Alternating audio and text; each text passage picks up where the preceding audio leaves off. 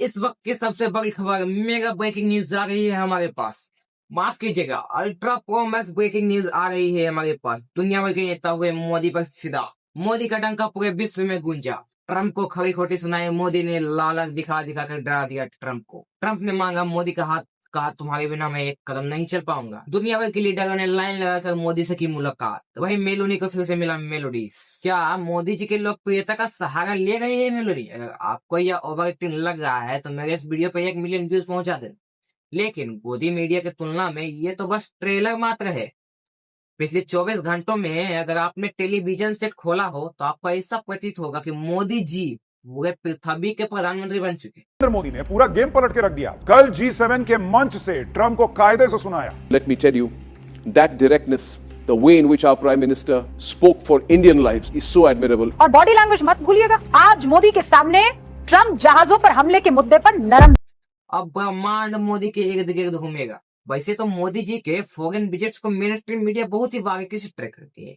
एक एक छोटी डिटेल, किसके लिए मोदी जी ने हाथ आगे बढ़ाया, कौन मोदी जी के सामने कुर्सी छोड़कर खड़ा हो जाता है, मोदी जी ने किसे हक दिया, मोदी जी ने किसके साथ ठहाके लगाए। अबे एडिटर, ऑडियो म्यूट कर, वरना मेरा वीडियो म्यूट हो जाएगा। हाँ, और फाइनली कैसे मोदी जी के चार्म्स ने दूसरे लीडर को फिदा कर दिया।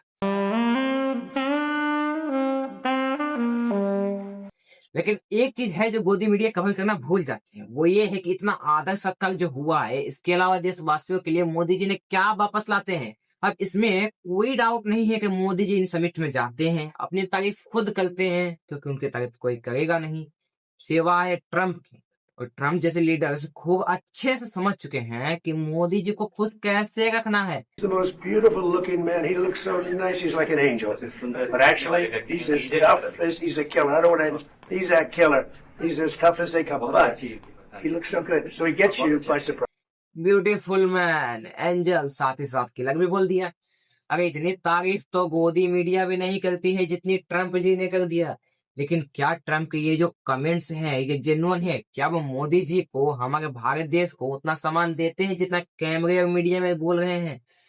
क्या ट्रंप मोदी को समझ चुके हैं कि मोदी की ईगो को बस खुश रखो, उसके बाद भारत देश अमेरिका से कोई सवाल नहीं पूछेगा, कोई सवाल जवाब, कोई ऑब्जेक्शन नहीं होगा, अमेरिका जो चाहे वो कर सकता है। कोई भी अमेरिकी राष्ट्रपति हमारे भारत देश के प्रधानमंत्री के गुण गाए, ये तो अच्छी बात है, मैं भी मानता हूँ। लेकिन शब्दों का महत्व नहीं रह जाता है जब कहानी और कथनी में जमीन आसमान का फर्क हो जाए।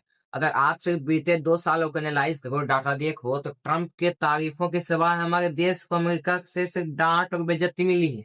कैमरे के सामने चापलूसी ठीक ठाक कर लेते हैं, लेकिन इसकी इमीडिएटली बाद अमेरिका हमारे पीठ पर बार बार खंजर भुगते आया है। कभी 50% टैरिफ की मार, कभी इंडियन सेलर्स पर हेलफायर मिसाइल से बाहर, तो कभी H1 वीजा को रिस्ट्रिक्ट कर देना, या और कभी जो इलीगल इंडियन से इमिग्रेंट्स हैं उन्हें बेड़ियों से बांधकर भारत भेजना, उसका सिनेमैटिक वीडियो बनाकर पब्लिश करना। भारत अमेरिका संबंधों में इतिहास में कभी भी हमें इतना जलील नहीं किया गया है।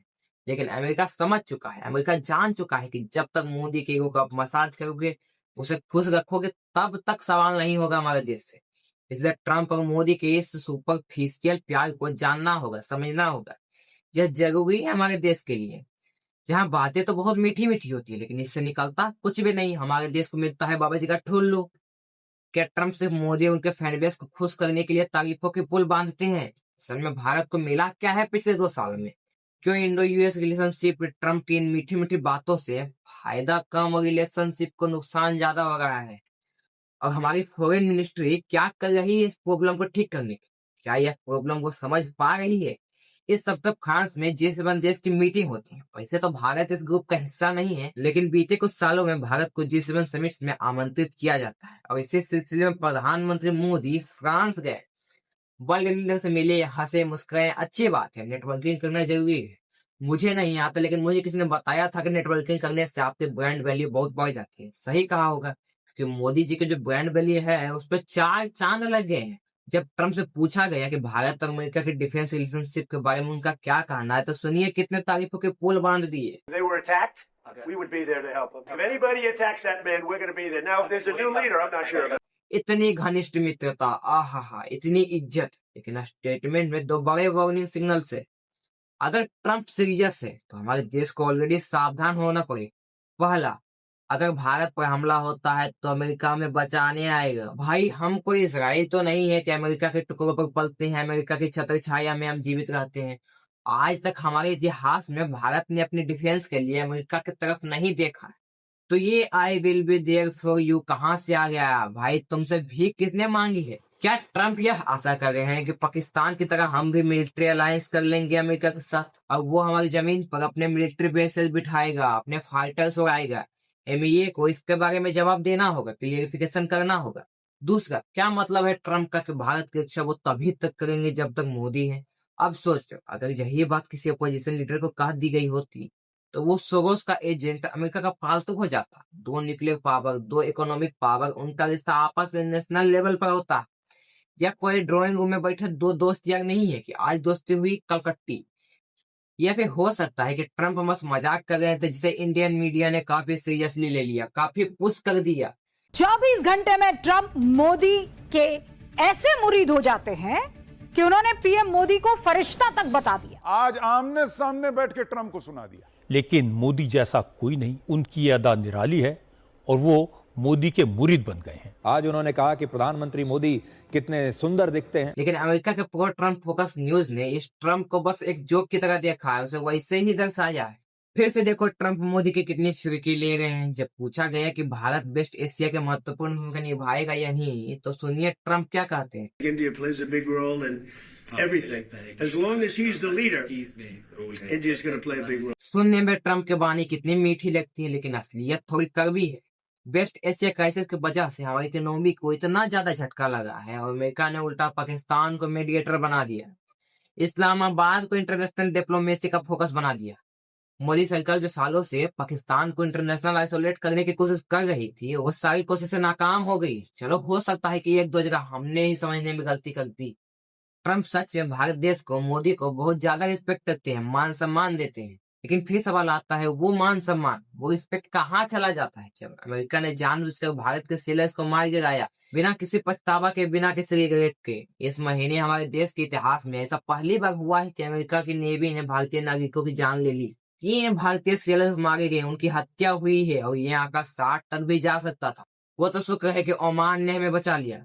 पहले मोदी सरकार ने चुप्पी साधी, फिर पब्लिक प्रेशर के अंदर जयशंकर जी ने कड़ी निंदा करने की कोशिश की, लेकिन अमेरिका की तरफ से मार्को रूबियो ने फटकार वापस लगा दी। हमारी सरकार के ऊपर शोक जताना तो दूर, कहा कि सेलर्स को डेंजर जोन से बाहर रखना आपकी जिम्मेदारी है, हमसे बात मत करो। तो एक तरफ से अमेरिका खुद ही इंडियंस पर मिसाइल से हमले कर रहे हैं और दूसरी तरफ मोदी जी को मस्का लगाया जा रहा है, कहा जा रहा है वी विल प्रोटेक्ट यू। ये सब नाटक चल रहा है। हमारे प्रधानमंत्री भी बगल में बैठ के ठहाके लगा रहे हैं। To be fair, Narendra Modi ने ट्रम्प के सामने सेलर्स की सेफ्टी पर मुद्दा उठाने की कोशिश की। से आप जानते हैं कि मैरीटाइम ट्रेड की दुनिया में भारत के लाखों सीफेरर अपनी सेवाएं दे रहे हैं, विश्व की प्रगति में बहुत बड़ा योगदान दे रहे हैं और मैं समझता हूं कि उनकी सुरक्षा भी उतना ही महत्वपूर्ण है। ट्रम्प ने मोदी की बातों को सीरियसली नहीं लिया। ट्रम्प ने तो ऑलमोस्ट मोदी को इग्नोर ही कर दिया था इस मैटर पर। लेकिन जब एक रिपोर्टर इस मुद्दे पर सवाल पूछने की कोशिश किया, जवाब मांगने की कोशिश किया इस मुद्दे पर, तो ट्रम्प ने क्या कहा? Tragic loss of lives of Indian sailors recently, sir, in American strikes. Any words of condolences for the grieving families, sir? Yeah, I do. I heard about that. It's a rough profession. There's no question about it. And we work together on it. This has been happening throughout time, but we work together on it. Yeah, certainly. We love all of those people. They're great people. It's a profession. We will love the people. माने जो मारे गए हैं, we will love the people. गजब के फकीर है। Trump जी भी कहीं ना कहीं एक फकीर हैं। काश हमारे पास एक ऐसा प्रधानमंत्री होता जो ट्रम्प को ये याद दिलाता कि हमारे जो सेलर्स हैं वो कोई समुद्री तूफान में नहीं मारे गए, ना ही कोई ऑन बोर्ड एक्सीडेंट में। अमेरिकन नेवी ने हेलफायर मिसाइल दागे हैं हमारे शिप पर, जानते हुए कि सेलर्स कहाँ हैं। एटलीस्ट अमेरिका से एक अपोलॉजी कंडोलेंस मैसेज तो हम जारी करवा सकते थे, लेकिन अमेरिका के कटघरे में डालने के लिए कोई है ही नहीं।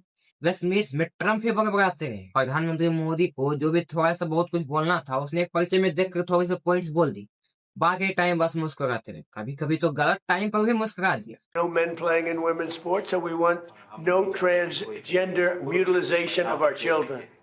None.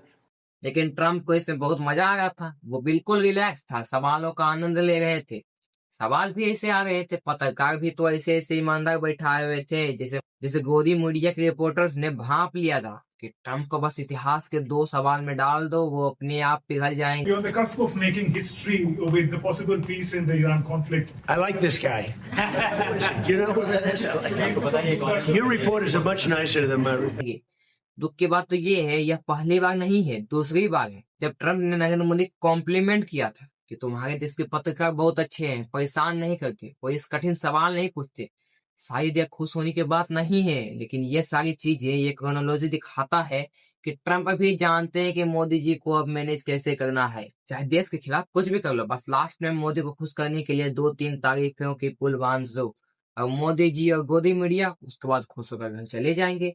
असली जो मुद्दा है वो अपने आप दफन हो जाएगा। और यहाँ मैं G7 की बात नहीं कर रहा हूँ। ट्रम्प मोदी पर बीते 2 सालों में इसी ट्रिक का इस्तेमाल करते आया है। समझाता हूँ कैसे। अमेरिका कह कुछ और रहा है, कर कुछ और रहा है। फरवरी 2025 ट्रम्प को व्हाइट हाउस में आए अभी 1 ही महीना हुआ था कि उन्होंने मोदी जी को मिलने के लिए बुलाया। वहां बड़े आदर सत्कार से उनके चेयर पुल की। मीडिया में हड़कंप मच गया, हेडलाइन बन गई, भैया देखिए चेयर खींची गई है मोदी जी के लिए। मोदी जी भी बहुत गदगद हो गए। उसके ऊपर ट्रम्प ने मोदी जी के सम्मान में 4-5 बातें बता दी।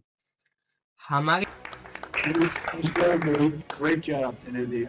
Everybody talks about it. He's doing a really fantastic job. A great leader. यहाँ बहुत पुरानी कहावत है, मुंह में राम बगल में छुरी।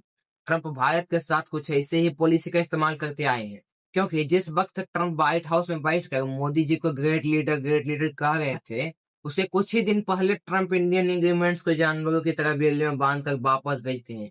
और इतना ही नहीं, जो भेजा बेल्ले में बांधकर जो भारतीय हैं उसका पूरा वीडियो बनाया, एकदम सिनेमैटिक वीडियो बनाकर ऑफिशियल हैंडल पर पब्लिश किया है। मोदी सरकार इस अपमान के बाद बिल्कुल चुप है। फिर इसके 2 महीने बाद भारत पर 27% रेसिप्रोकल टैरिफ का चार्टर जड़ दिया गया। आने वाले दिनों में ऑपरेशन सिंदूर के बाद ट्रम्प व्हाइट हाउस में पाकिस्तान के प्रधानमंत्री शहबाज शरीफ और आसिम मुनीर को बार बार होस्ट करने लगे। भारत के प्रति उनका रुख दिन प्रतिदिन कड़ा होते गया। रसिया से ऑयल खरीदने वाली बात को लेकर भारत पर पेनल्टी भी लगा दी। टैरिफ 50% हो गए। एक तरफ China and India are the primary funders of the ongoing war by continuing to purchase Russian oil. एक तरफ जहां ट्रम्प भारत के खिलाफ ये सारी कदम उठा रहे थे, वही दूसरी तरफ मोदी की तारीफ करने में वो बिल्कुल पीछे नहीं हट रहे थे। मोदी जी भी कहा कैसे ले सकते थे, अपने ट्वीट्स में ट्रम्प को माय डियर फ्रेंड लिखने से पीछे नहीं हट रहे थे। चाहे इसी ट्रम्प की वजह से रशियन ऑयल इंपोर्टर्स बंद हो गए हो या देश के एक्सपोर्टर्स को भारी नुकसान झेलना पड़ा हो, लेकिन मोदी और ट्रम्प आपस में एक दूसरे को मस्का लगाने से पीछे नहीं हट रहे थे, बाज नहीं आ रहे थे। क्योंकि पॉलिटिक्स में एक रूल होता है, पहले अपने इमेज को चमकाओ, बाकी सब बाद में आएगा। फाइनली जब इस साल फरवरी में इंडियन यूएस ट्रेड डील के प्रेमवर्क का अनाउंस हुआ, तब ये डील के डिटेल्स आने से पहले मोदी जी के लिए बार बार ट्रम्प के पुल बांधे गए। तो ये तो था कथन, लेकिन जब करने पर बात आई तो ट्रेड डील के तहत जो टैरिफ ट्रम्प के आने से पहले 3% हुआ करते थे, उसे बढ़ाकर 18% सेटल कर दिया। भारत भी इसी में खुश हो गया। अब ट्रम्प जी ने किया होगा तो कुछ सोच के ही किया होगा। ट्रेड डील में तो कुछ ना मिला, उसके ऊपर हमारे the great friend Donald Trump ने पीछे से चबार पोर्ट को भी सेंसन के घेरे में डाल दिया।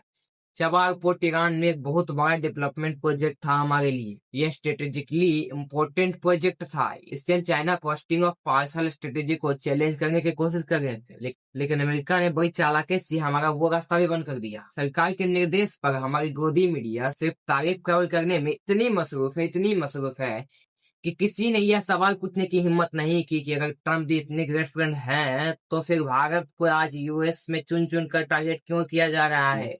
Thanks for watching. अपडेट के लिए सब्सक्राइब करिए। बहुत बहुत धन्यवाद।